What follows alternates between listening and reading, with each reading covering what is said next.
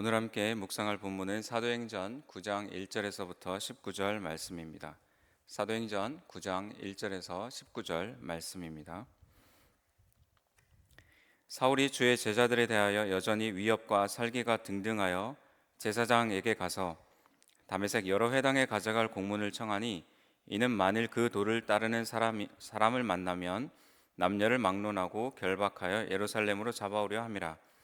사울이 길을 가다가 다메섹에 가까이 이르더니 호련히 하늘로부터 빛이 그를 둘러 비추는지라.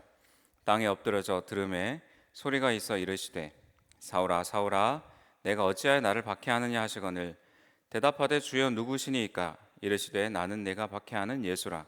너는 일어나 시내로 들어가라. 내가 행할 것을 내게 이를 자가 있느니라 하시니, 같이 가던 사람들은 소리만 듣고 아무도 보지 못하여 말을 못하고 서 있더라. 사울이 땅에서 일어나 눈은 떴으나 아무것도 보지 못하고 사람의 손에 끌려 다메섹으로 들어가서 사흘 동안 보지 못하고 먹지도 마시지도 아니하니라. 그때 다메섹에 아나니아라 하는 제자가 있더니 주께서 환상 중에 불러 이르시되, 아나니아야 하시거늘, 대답하되 주여 내가 여기 있나이다 하니, 주께서 이르시되 일어나 집 가라 하는 거리로 가서 유다의 집에서 다소 사람 사울이라 하는 사람을 찾으라. 그가 기도하는 중이니라.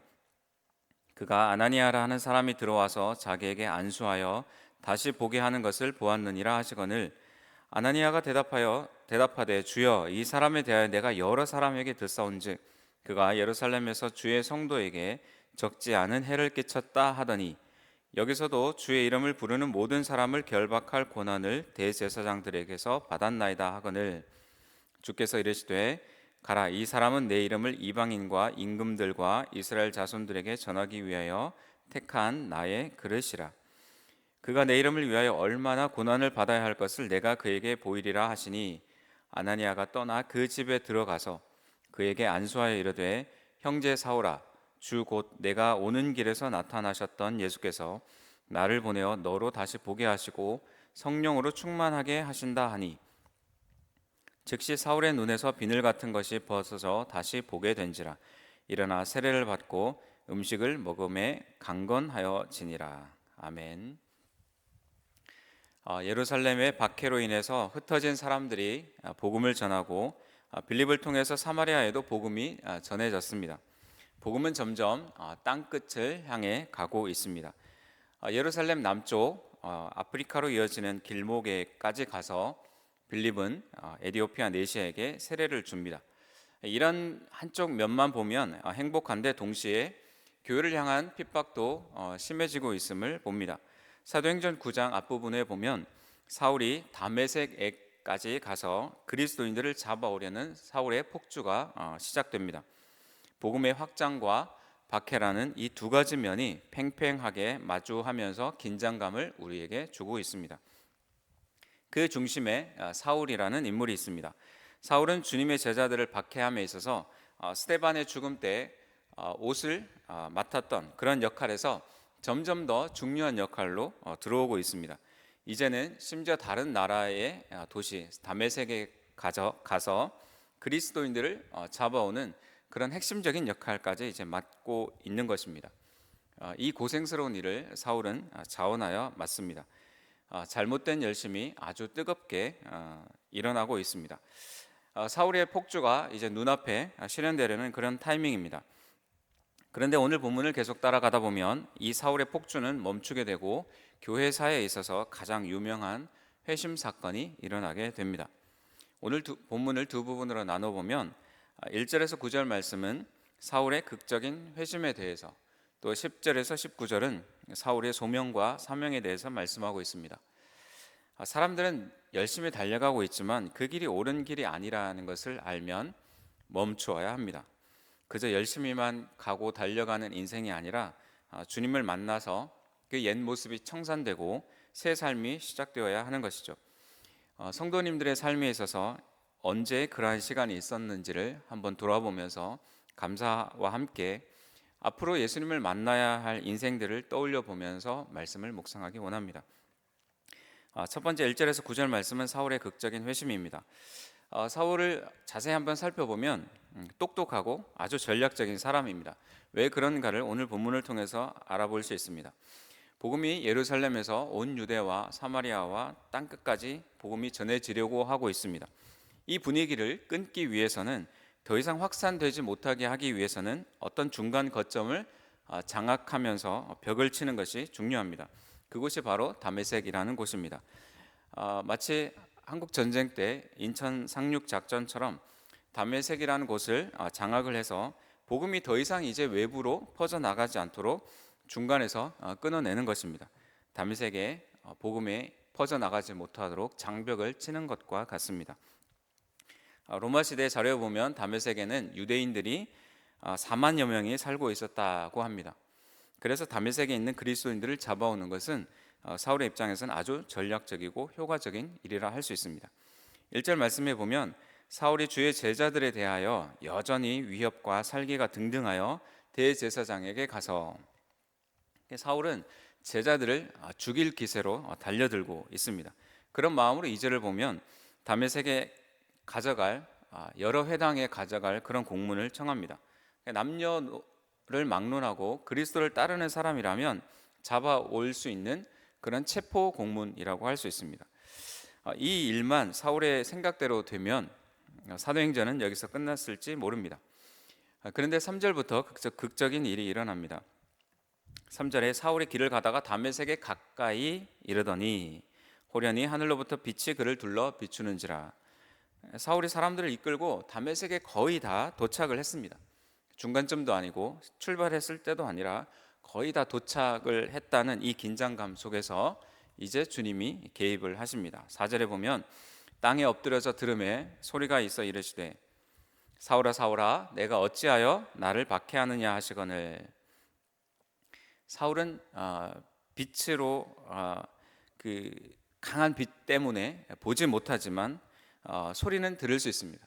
사울이 엎드려져서 그 소리를 듣습니다. 사울아 사울아 어찌하여 나를 박해하느냐. 이 질문에 사울은 주여 누구이십니까? 이렇게 대답을 합니다. 주님이 5절에 다시 이렇게 말씀하십니다. 나는 내가 박해하는 예수라.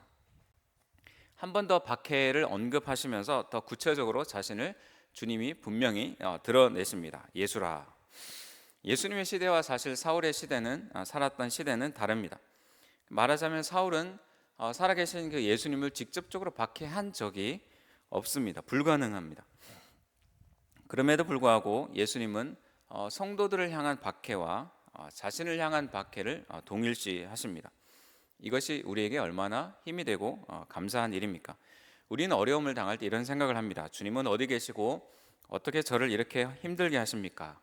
이런 원망을 하는데 주님은 우리가 당하는 박해를 주님을 향한 박해로 여겨 주신다라는 겁니다. 주님이 우리의 고통을 너무나 잘 아시고 더 나아가서 우리를 변호해 주십니다. 자, 사울은 눈을 떴지만 무언가 보려고 눈을 떴지만 아무것도 보지 못합니다. 사람들의 손에 이끌려서 다메섹에 거의 가까이 왔던 다메섹으로 이제 들어가게 되어집니다. 주님과의 이 만남 사건은 사울에게 큰 변화를 가져옵니다. 무리들을 이끌고 왔던 사울은 이제는 사람들에게 끌려가는 신세가 되었습니다. 그리스도를 따르는 자들을 붙잡으러 왔다가 이제 그리스도에게 붙잡히게 된 인생이 됩니다. 또 폭력적인 힘을 쓰려고 했던 이 사울은 이제 무력한 신세가 되어집니다. 9절 말씀에 보면 사흘 동안 보지 못하고 먹지도 마시지도 아니하니라. 못하는 것과 안 하는 것은 다릅니다. 보지 못하는 건 어쩔 수 없더라도 먹고 마실 수는 있는데 이 일이 사울에게 얼마나 충격이었으면 마시고 먹는 일을 멈추게 되어집니다. 우리가 사울처럼 모두가 이런 극적인 회심을 하는 것은 아닙니다. 그러나 우리 역시 주님을 위해 살아가야 할 주님의 그릇이라는 그 부르심, 소명 속에서 복음을 전해야 하는 그 사명을 받았다라는 것을 기억할 필요가 있습니다. 사울의 이 열심이 주님의 열심을 이기지 못합니다. 이길 수가 없습니다. 땅끝까지 복음이 전해지는 것을 누군가 막으려 하더라도 시도는 할 수 있지만 또는 어떤 강력한 큰 권력이 그 일을 할 수 있지만 그러나 그 어떤 것도 주님의 열정을 막을 수 없음을 오늘 말씀을 통해서 볼 수 있습니다. 그 주님의 열정이 지금도 온 세계 가운데서 역사하고 계십니다. 두 번째는 10절에서 19절입니다. 사울의 소명과 사명에 대해서 말씀하고 있습니다. 이 소명과 사명은 15절 말씀에 구체적으로 기록되어 있습니다. 주님이 아나니아에게 이렇게 말씀을 해 주십니다. 주께서 이르시되 가라, 이 사람은 내 이름을 이방인과 임금들과 이스라엘 자손들에게 전하기 위하여 택한 나의 그릇이라. 주님이 택한 그릇이 사울의 소명이 되는 것이고, 그 그릇, 사울은 무엇을 해야 되는가? 그 사명은 이방인과 임금들과 이스라엘 자손들에게 복음을 전하는 것이 사울의 사명이 되는 것입니다. 이제 그 그릇은, 사울은 그리스도인들을 체포하려는 그 열정을 담는 그릇이 아니라 복음을 담은 그릇이 되어집니다. 이 사울의 회심 가운데 중요한 일을 하는 한 제자가 있습니다. 그는 아나니아라 하는 사람입니다. 복음을 전하기 위해서 우리가 어제 말씀에 보았던 것처럼 어쩌면 이해되지 않는, 사람도 없는 광야에 가서 무엇을 하라는 것인가 이해할 수 없지만, 사도행전 8장 27절에 보면 빌립이 일어나 가서 보니 이렇게 순종을 했습니다. 아나니아에게도 이해할 수 없지만 주님을 순종해야 했던 일이 오늘 본문의 일입니다. 예루살렘에서 주의 성도들을 잡는 소문이, 그런 실적이 다메섹에까지 전해질 정도면, 소문날 정도면 사울을 위해서 무엇을 하고 싶겠습니까? 그 사울이 다메섹까지 온 것은 다메섹에 있는 그리스도인들에게는 재앙과 같은 일입니다. 피하고 도망가는 것이 상책이고, 또는 지금 사울에게 일어난 일이 잘 되었다, 다행이다, 이렇게 생각할 일입니다. 그런데 주님은 아나니아에게 그 위험 인물인 사울에게 가라라고 하십니다. 아나니아가 못 가겠습니다. 그가 혹시 그런 일이 있어도 아무 일을 할 수 없을지는 모르겠지만 그와 함께 온 사람들이 많은데 위험합니다. 저는 못 갑니다. 이렇게 아나니아가 말을 할 수도 있습니다. 17절에 보면 아나니아가 떠나 그 집에 들어가서 그에게 안수하여 이르되 형제 사울아. 자, 그런데 아나니아는 자신의 거처를 떠나서 사울이 있는 곳으로 들어갑니다. 예수님이 주소를 정확하게 알려주신 것이 아니라 찾으라 이렇게 말씀하셨는데, 11절에 보면 집 가라 하는 거리로 가서 사울이라 하는 사람을 찾으라 이렇게 하십니다. 몇 집을 다녔는지는 모르겠지만 똑똑똑 이렇게 찾으면서 사울을 찾아다녔던 것을 생각해 볼 수 있습니다. 사울을 찾아내는 것이 어렵기도 하지만 사실은 위험한 일이기도 합니다. 또는 오해를 살 수도 있는 일이 되어집니다. 그 모든 생각들을 내려놓고 아나니아는 사울을 찾아갑니다. 앞장에 빌립처럼 순종합니다.